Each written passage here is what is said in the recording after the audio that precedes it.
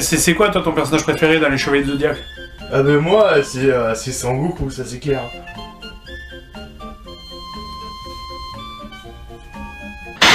Réunir la Nintendo et les Chevaliers du Zodiaque, ça partait d'un bon sentiment. Mais finalement, c'est un peu comme mettre de la chantilly sur de la merde, ça sera très présentable, mais je vous conseille pas d'en manger. Je crois qu'il faudrait placer la description du jeu à côté du mot déception dans le dictionnaire. Allez, je vais tester cet étron pour vous. Ah d'accord, mais c'est quoi cette musique là en fait? Je m'entendais évidemment pas entendre Bernard Minet chanter, mais au moins le thème japonais ou quelque chose qui ressemble. Enfin bref, que serait un mauvais jeu sans mauvaise musique après tout. Ok, c'est quoi ce truc là qui détermine votre signe du zodiaque? Peut-être ça va être utile dans le jeu, genre pour savoir le chevalier d'or qui va avec vous? Eh ben pas du tout. Ok, alors ça c'est Seiya. Bon, je me rappelle pas qu'il avait pas de visage. Hein? Allô, c'est quoi ce truc là? Non mais sérieux, mais moi je voulais jouer au Chevalier du Zodiaque et pas à ça quoi! Allez putain, il faut faire quoi? Dire que j'ai claqué 500 balles à l'époque dans cette horrible merde? Putain, merci l'enfilade.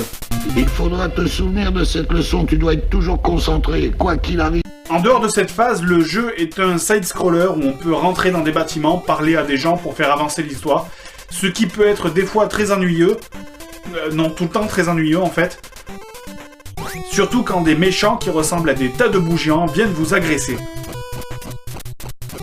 Mais dégage, c'est quoi cette ville, sérieux? Mais putain! Vous êtes obligé de faire des magouilles. Exemple, au Colisée, il est impossible d'enchaîner tous les combats sans perdre. Alors, entre chaque combattant, il faut aller à l'hosto pour récupérer de l'énergie. Hosto qui n'est pas dans le menu direction, et donc vous devez y aller à pied, ce qui devient extrêmement chiant, car pour y aller plus vite, il faut avoir l'armure, ce qui draine notre cosmos. Ah! Petite combine, dans le menu données, on peut échanger des points de vie contre des points de cosmos. Alors, juste avant de me faire soigner, sachant que je récupère mes points d'énergie, je convertis les restants en points de cosmos. N'essayez pas d'aller jusqu'à 0, sinon... Voilà, regardez ça, Seiya s'est suicidé. Un truc qui m'horripile au plus haut point, c'est qu'on doit passer le reste du temps à naviguer dans le menu Select et on a droit à chaque fois à... Quoi de neuf, Seiya? Quoi de neuf, Seiya? Quoi de neuf, Seiya? Quoi de neuf, Seiya? Ta gueule! Faut sauter sur de ridicules espaces sans se vautrer, sinon c'est le précipice.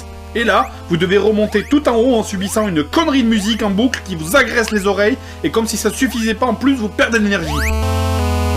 Ah mais tiens, Blin! Tiens! Allez, crève! Crève! Crève!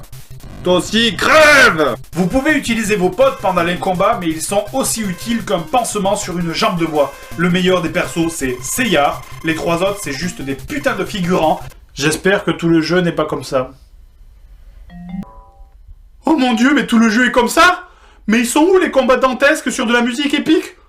Mais regarde ça, même les traductions sont boiteuses, quoi.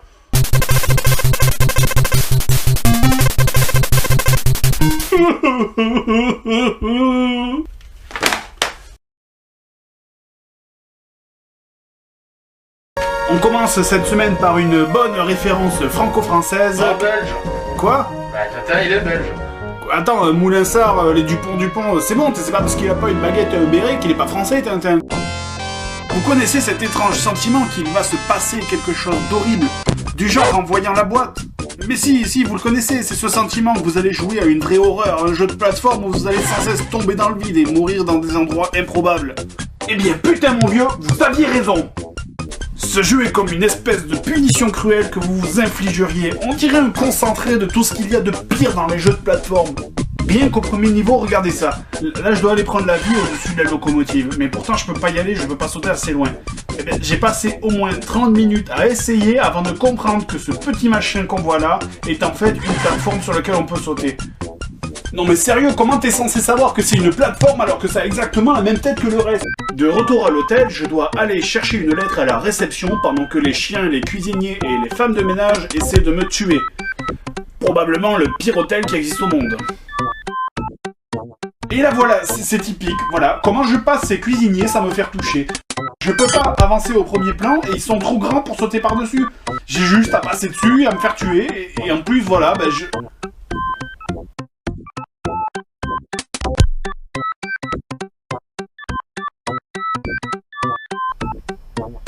Je prends pas de dégâts en baissant.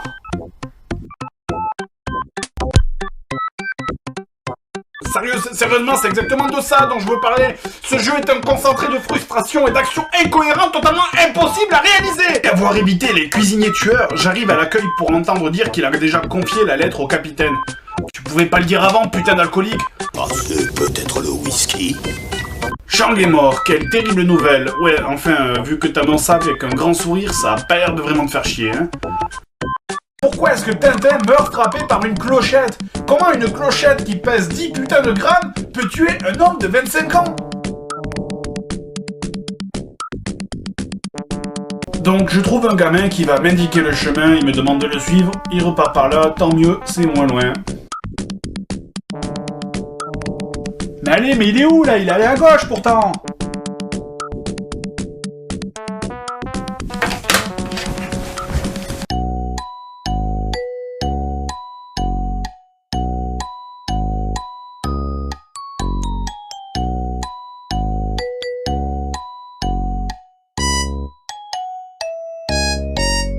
Vous vous souvenez de cette scène dans le film où le capitaine Haddock dévale une pente et doit passer à gauche d'une statue parce qu'à droite ça porte malheur?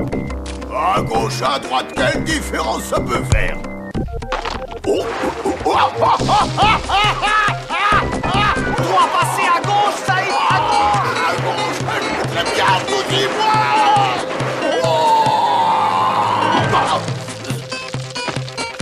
Là il y a la même chose dans le jeu sauf que la pente fait 20 km de long et qu'il y a 150 statues à passer. Putain, ça valait bien la peine de monter si haut quoi. Oh putain le caillou. Je contrôle que dalle. Oh là là, je comprends rien. Et merde, je suis passé à gauche.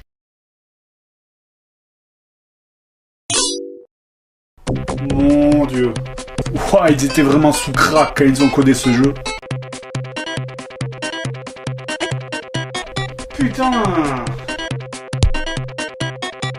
Putain. Putain. Regardez ça, mais c'est juste irréalisable. Est-ce que ce jeu a vraiment été conçu pour des gamins qui regardent les aventures de Tintin sur France 3? Comment est-ce qu'un gosse de 10 ans peut réussir à finir ce jeu alors que moi-même je n'y arrive pas? Quoi, ces crétins censés être mes amis m'abandonnent toujours au début? Pourquoi est-ce qu'il y a un gouffre dans un avion? Pourquoi ce jeu est-il si cruel? Regardez ça. Si vous ne tombez pas exactement pile au milieu des plateformes, vous passez au travers. Plus l'histoire du jeu avance et plus on progresse dans l'irréalisable. Là, regardez, je dois me servir du vent pour sauter plus loin. Et quand j'arrive à la fin, il n'y a rien. Aucun moyen d'aller plus loin. Le piolet marche mes couilles et j'ai plus qu'à me suicider.